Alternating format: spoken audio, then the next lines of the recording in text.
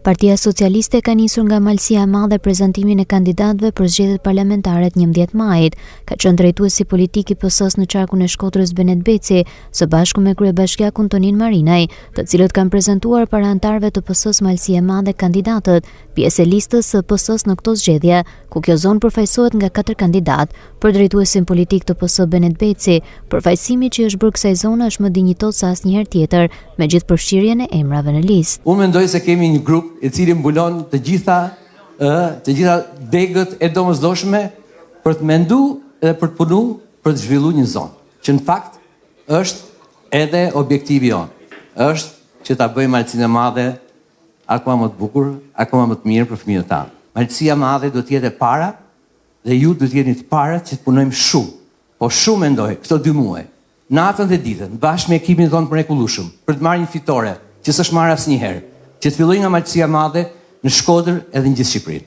Kandidatët janë shprehur të motivuar për kandidatimin dhe përfaqësimin që do t'i bëjnë kësaj zone nesër në Parlamentin shqiptar. Mendoj që skuadra jonë e Malësisë së Madhe është një skuadër e kompletuar në të gjitha drejtimet dhe mendoj që puna e përbashkët, angazhimi i gjithë secili prej nesh do të çojë në një fitore historike dhe besoj në Malësinë e Madhe.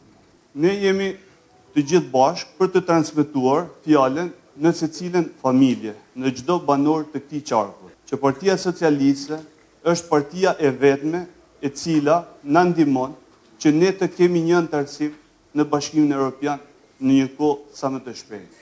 Do bëhemi zëri i fuqishëm që ne transmetojmë për të përmirësuar jetën në Bashkinë e Malësisë së Madhe dhe në të gjithë qarkun, për të gjithë sfidat cilat ne hasim dita ditës.